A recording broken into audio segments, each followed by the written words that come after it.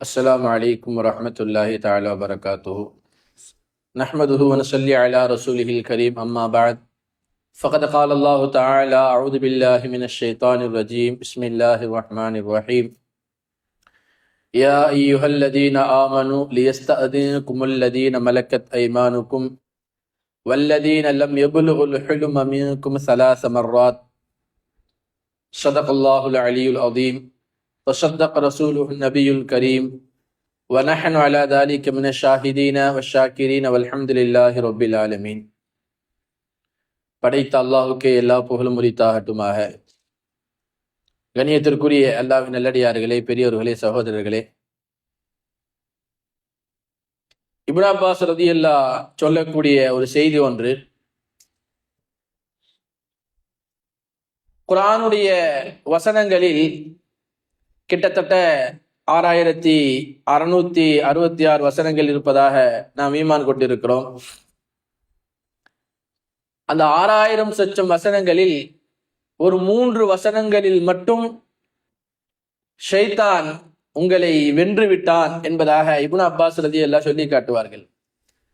கலப ஷைத்தானு அன்னாஸ், ஸலாத்து ஆயாத்தின் கலப ஷைத்தானு அன்னாஸ், 3 ஆயத்துகளை அமல் செய்வதை விட்டும் உங்களை தோற்கடித்து விட்டு ஷைத்தான் வெற்றியாளனாக ஆகிவிட்டான். அதாவது அந்த 3 வசனங்களை நீங்கள் அமல் செய்வதே இல்லை என்பதாக ஷைத்தான் இப்னு அப்பாஸ் ரலியல்லாஹு சொல்லி காட்டுவார்கள். உங்களை அமல் செய்ய விடாமல் ஷைத்தான் வெற்றியாளராக ஆகிவிட்டான் என்பதாக சொல்வார்கள். அந்த 3 வசனங்களில் முதல் வசனம் நான் மேலே ஓதி காட்டிய வசனம், யா அய்யுஹல்லதீன ஆமனூ லியஸ்தஅதின்குமுல் லதீன மலக்கத் ஐமானுக்கும் வல்லதீன லம் யபுலுகுல் ஹுலும மின்கும் ஸலாஸ மர்ராத். உங்களில் சிலருக்கு அடிமைகள் இருக்கலாம். அன்றைய காலத்துல ஸல்லல்லாஹு அலைஹி வஸல்லம் காலத்துல அடிமைகள் இருந்தார்கள். உங்களில் சில நபர்களுக்கு அடிமைகள் இருக்கலாம். உங்களுடைய வீடுகளில் வயது அடையாத சிறு பிள்ளைகள் இருக்கலாம். சிறு பிள்ளைகள் என்று சொன்னால் புரியும் தன்மை அடைந்துவிட்ட வயதை அடையாத பிள்ளைகள். அப்போ ஒரு 8 வயசுக்கு மேல உள்ள பிள்ளைகள், பாலிக ஆகாத 8 வயதுக்கு மேல உள்ள பிள்ளைகள், அவர்களுக்கு விஷயங்களை சொன்னால் புரியும், ஏதாவது செய்ய சொன்னால் செய்வார்கள், புரியும் வயது அடைந்தவர்கள். அதுபோல பாலிக ஆகாத பிள்ளைகள் உங்களுடைய வீடுகளில் இருந்தால், அடிமைகள் உங்களிடத்தில் இருந்தால், லியஸ்தஅதின்குமுல் லதீன மலக்கத் ஐமானுக்கும், அவர்கள் உங்களிடத்தில் அனுமதி கேட்டு வீட்டிற்குள் வரட்டும் 3 நேரங்களில் என்பதாக அல்லாஹ் குர்ஆனிலே சொல்லி காட்டுகிறார். வீட்டுக்குள்ள போகும்போது நம்ம அனுமதி கேட்கிறோமா இல்லையா? அஸ்ஸலாமு அலைக்கும் என்று சொல்ல வேண்டும். பதில் சலாம் வந்தால் நீங்கள் வீட்டுக்குள் நுழைய வேண்டும், இல்லை என்றால் நீங்கள் திரும்பி சென்று விட வேண்டும் என்றெல்லாம் ஹதீஸிலே படித்திருக்கிறோம். உமர் ரலியல்லாஹுடைய சம்பவம் கூட அப்படி கேள்விப்பட்டிருப்போம். அப்ப அதான் அனுமதி. நம்ம வீட்டுக்குள்ள நம்ம போறதா இருந்தா கூட அஸ்ஸலாமு அலைக்கும் என்று சொல்லிவிட்டு உள்ளே போக வேண்டும். இன்னும் ஹதீஸ்களே வருகிறது, வீட்டுல யாரும் இல்லாட்டியும் பரவாயில்ல, நீங்க அஸ்ஸலாமு அலைக்கும் என்று சொல்லிவிட்டு வீட்டிற்குள் நுழையுங்கள், மலக்குமார்கள் உள்ளே இருப்பார்கள் என்று வருகிறதா இல்லையா? அப்ப வீட்டுக்குள்ள அனுமதி கேட்க வேண்டும், அனுமதி கேட்டு விட்டு உள்ளே போக வேண்டும்.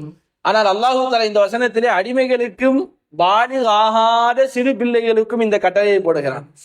அடிமைகள், ஒரு எஜமானனுக்கு ஒரு அடிமை பெண் இருப்பார்கள் சில நேரங்கள்ல, அல்லது ஒரு எஜமானி அம்மாவிற்கு அடிமை ஆண் இருப்பார்கள். அவங்க வீட்டுக்குள்ள போயிட்டு வருவாங்க. அடிமைகளுக்கு உரிமை இருக்கிறது, அவங்க வீட்டுக்குள்ள போகலாம் வரலாம், அந்த அடிமை எஜமானி அம்மாவை பார்க்கலாம், பிரச்சனை இல்லை. ஆனால் இருந்தாலும் இந்த 3 நேரங்களில் அவர்கள் அனுமதி பெற்றுதான் உள்ளே செல்ல வேண்டும் என்று சொல்லுகிறது குர்ஆன். என்ன நேரம்? மின் கப்லி ஸலாத்தில் ஃபஜ்ரி, ஃபஜ்ர் தொழுகைக்கு முன்னால் இருக்கக்கூடிய அந்த நேரம் ஒரு நேரம். 2வது நேரம் லஹீராவுடைய நேரம் என்று சொல்வார்கள்.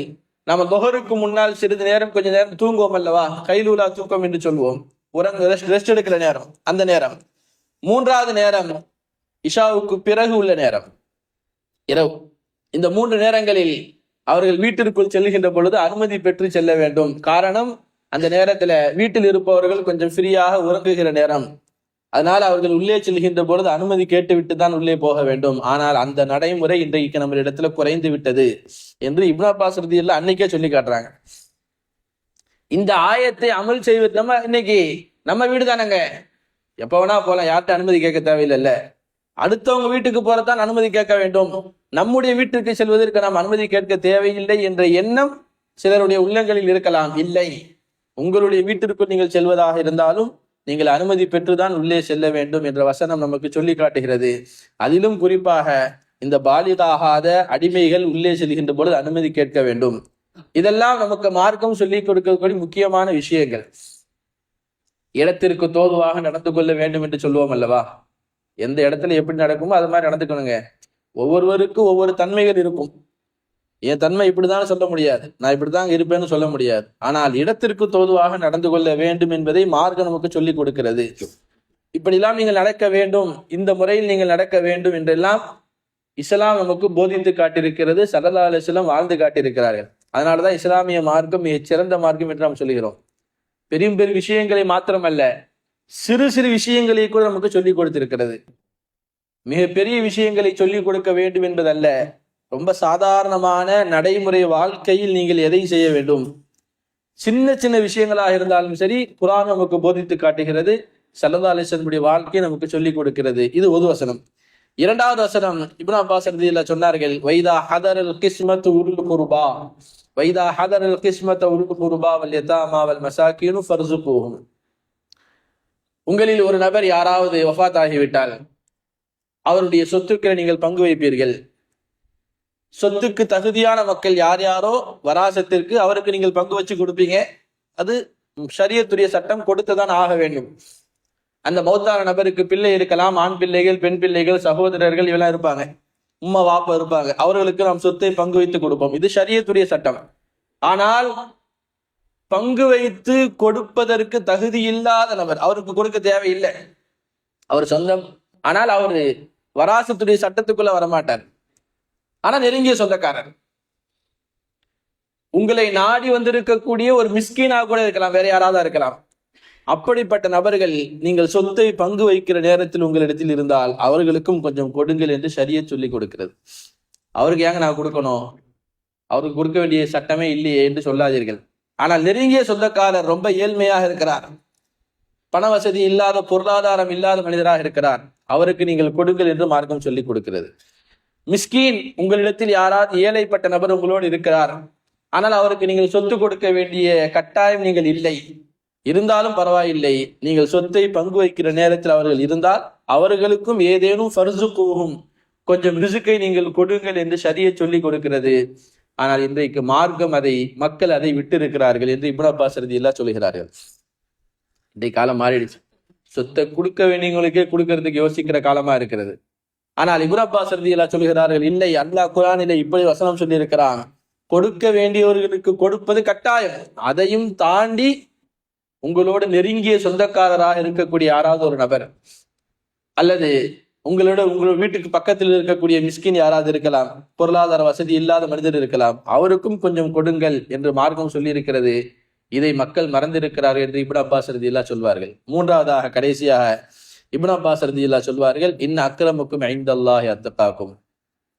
உங்களிடத்திலே பொருளாதாரம் பெற்றவர் சிறந்தவர் அல்ல, சிவப்பு தோலுடையவர், வெள்ளை தோலுடையவர் சிறந்தவர் அல்ல, நிறைய பெரும் பெரும் தொழில்கள் செய்யக்கூடியவர்கள் சிறந்தவர் அல்ல. அல்லாஹ்விடத்தில் உங்களில் மிகச் சிறந்தவர், இறையச்சம் யாரிடத்தில் அதிகம் இருக்கிறதோ அவர்தான் அல்லாஹ்விடத்தில் மிகச் சிறந்தவர் என்பதாக இறைவன் சொல்லக்கூடிய அந்த வசனம். அந்த வசனத்தை இன்றைக்கு மனிதர்கள் மறந்து விட்டார்கள். யார்கிட்ட நிறைய பொருளாதாரம் இருக்கிறதோ அவரை சிறந்தவர் என்று சொல்கிறோம், யாரிடத்தில் நிறைய தொழில் செய்கிறாரோ அவரை சிறந்தவர் என்று சொல்கிறோம், யார் குடும்பத்தில், இந்த ஊரிலே குடும்பத்தில் மிகச் சிறந்தவராக இருப்பாரோ அவரை சிறந்தவர் என்று சொல்கிறோம். இல்லை இல்லை, இறைவன் இப்படி ஒரு வசனம் சொல்கிறான், இன்ன அக்ரமுக்கும் இன்தல்லாஹி அத்தகாக்கும். உங்களில் மிகச் சிறந்தவர் அல்லாஹ்விடத்தில் இறையச்சம் யாருக்கு நிறைய இருக்கிறதோ, அல்லாஹ்வை பயந்து நடக்கிறாரோ அவரே மிகச் சிறந்தவர்.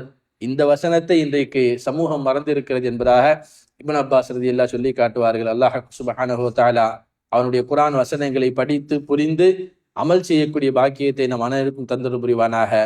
அந்த குர்ஆன் வசனத்தினுடைய ஷஃபாஅத்தோடு நாளை சொர்க்கத்தில் நுழையக்கூடிய பாக்கியத்தை நம் அனைவருக்கும் தந்தருள் புரிவானாக.